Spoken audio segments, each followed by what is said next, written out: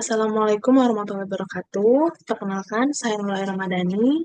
Pada kesempatan kali ini, saya ingin menjelaskan sedikit tentang 10 type of innovation dan juga studi kasus yang sudah saya lakukan analisis sebelumnya pada perusahaan atau brand Starbucks. Baik, langsung saja ke materinya.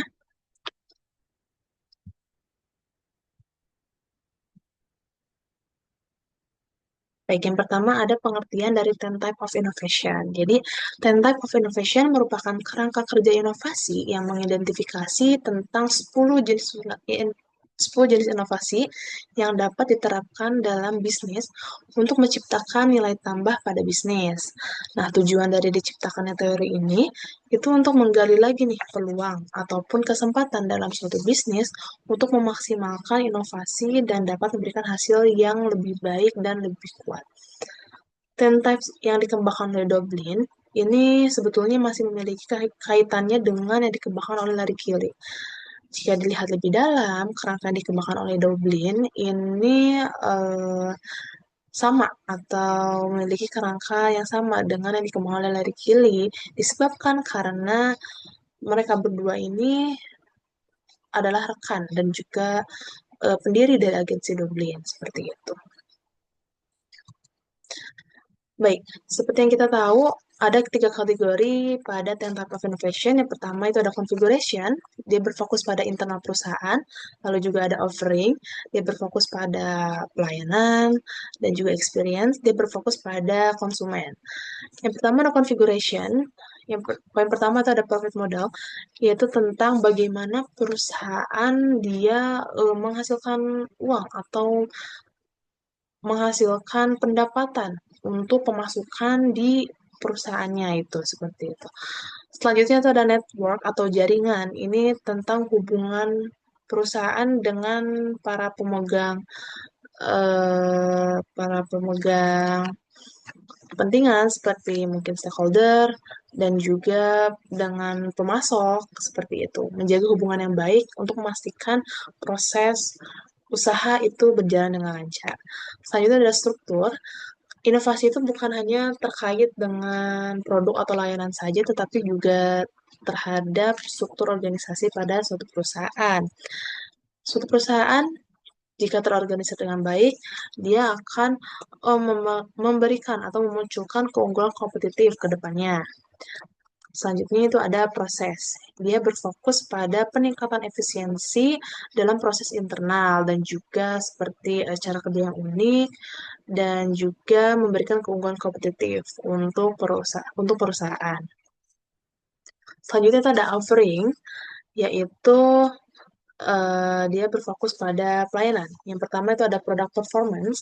Dia berfokus pada produk dan juga kinerja yang dapat dikembangkan. Jadi bagaimana membuat produk agar lebih menarik, mengembangkan produk agar konsumen lebih menarik, dan juga pelayanan apa sih yang perlu dikembangkan, pelayanan apa yang perlu dirombak, dan juga perlu diperbaiki, seperti itu. Selanjutnya itu ada product system. Dia berfokus pada penawaran perusahaan. Apa saja sih penawaran yang diberikan oleh perusahaan dan penawaran apa yang diberikan perusahaan itu apakah dapat memenuhi kebutuhan dari konsumen atau tidak dan juga mewujudkan apa yang menjadi keinginan oleh konsumen seperti itu. Lalu selanjutnya ada experience. Yang pertama ada service. Dia tentang hubungan antara perusahaan dengan konsumen. Apakah pelayanan diberikan oleh perusahaan kepada konsumen itu baik dan juga membuat konsumen nyaman, seperti itu. Lalu yang kedua ada channel. Nah, ini berkaitan dengan alat yang digunakan konsumen untuk untuk mencari tahu tentang perusahaannya, tentang produknya, mencari tahu lebih tentang itu semua. Lalu yang terakhir ada customer engagement, berkaitan dengan timbal balik antara perusahaan, antara brand dengan konsumen. Jadi perusahaan memberikan produk kepada konsumen dan konsumen memberikan seperti komentar, kritik dan saran kepada perusahaan apa yang kurang, produk apa yang perlu diperbaiki dan pelayanan apa yang perlu ditingkatkan seperti itu. Baik, selanjutnya ini ada hasil analisis yang sudah dilakukan sebelumnya tentang 10 type of innovation pada salah satu brand besar, yaitu Starbucks. Yang pertama ada configuration.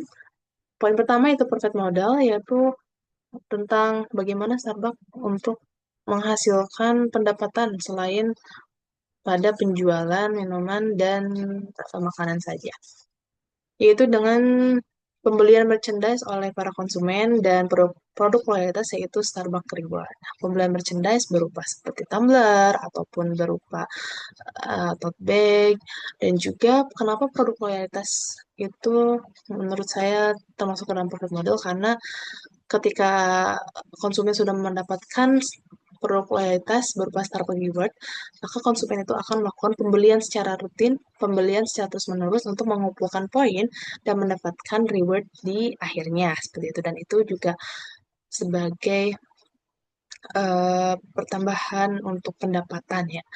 Lalu selanjutnya ada network atau jaringan. Nah, Starbucks ini dia melakukan kerjasama dengan para petani dalam pemenuhan kebutuhan biji kopi. Nah, setahu saya Starbucks ini untuk memenuhi kebutuhan biji kopinya itu dia tidak menggunakan eh, lewat perusahaan atau lewat apa namanya orang ketiga, tapi mereka terjun langsung. Mereka bertemu langsung dengan para petani. Mereka meminta kepada para petani untuk melakukan pendistribusian biji kopi kepada mereka untuk memenuhi kebutuhan biji kopi seperti itu. Dan juga hal tersebut dilakukan untuk bermanfaat untuk menambah nilai jual pada biji kopi. Lalu selanjutnya ada struktur. Struktur fungsional garis sederhana. Nah, biasanya ini digunakan pada store-store seperti di mall atau store-store di pinggir jalan seperti itu. Struktur fungsional garis sederhana. Jadi dibuat secara sederhana untuk meminimalisir miskomunikasi dan juga untuk menjaga komunikasi yang baik antar bagian seperti itu. Lalu selanjutnya itu ada proses mengadakan Starbucks Express website. Jadi Starbucks Express website ini dia berupa website yang digunakan konsumen untuk memesan dan juga melakukan pembayaran. Dan ketika semua itu sudah dilakukan, ketika mereka datang ke store, itu mereka tinggal ambil saja eh, apa minuman atau makanan yang sudah mereka pesan sebelumnya. Seperti itu. Lalu selanjutnya yaitu ada produk performance, memunculkan produk baru dan meningkatkan produk yang sudah ada.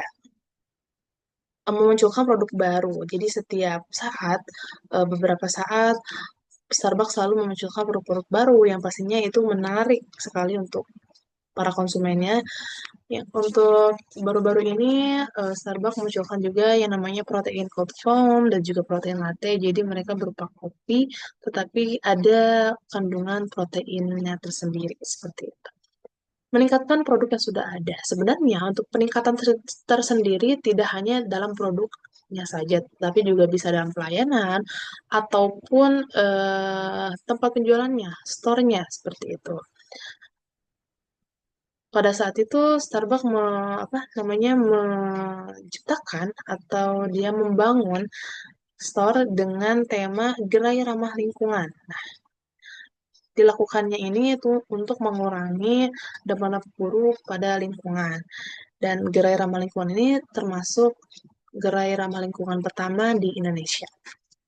Lalu ada product system, memanfaatkan AI untuk mendukung operasional, yaitu dengan menggunakan platform Deep Blue.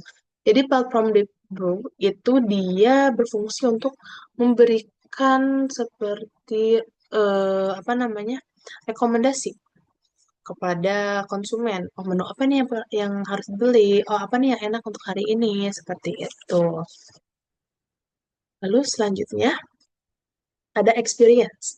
Yang pertama ada service, memberikan pelayanan drive-thru dan kiosk self-service. Sebetulnya drive-thru ini, pelayanan drive-thru itu tidak hanya di Starbucks ya, teman-teman. Ada juga di brand-brand lain, dan juga ada kiosk self-service. Nah, dia ini berupa seperti apa ya namanya platform gitu atau perangkat untuk melakukan transaksi ataupun melakukan pemilihan atau pelayanan itu secara mandiri seperti itu. Jadi berupa mungkin mesin dan kita melakukan pemilihan dan juga pembayaran sendiri gitu. Lalu selanjutnya ada channel, alat yang digunakan konsumen untuk mencari tahu tentang Starbucks seperti itu. Nah, Starbucks menggunakan sosial media dan juga aplikasi di Pro untuk memudahkan para konsumennya seperti itu.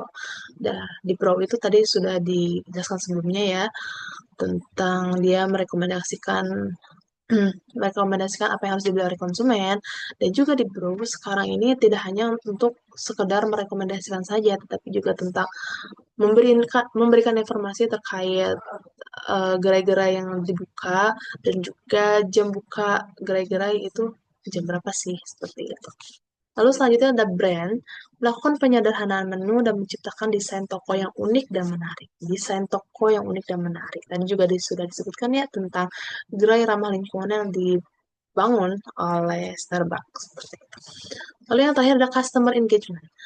My Starbucks Idea sebagai media timbal balik antara Starbucks dengan pelanggan. Jadi dia adalah seperti suatu media yang digunakan konsumen untuk memberikan komentar atau memberikan kritik, saran, juga diskusi tentang produk apa nih yang kurang atau dalam satu produk apa yang kurang dan juga mungkin pelayanannya yang perlu ditingkatkan lagi kah atau mungkin yang perlu ada pelayanan baru seperti apa.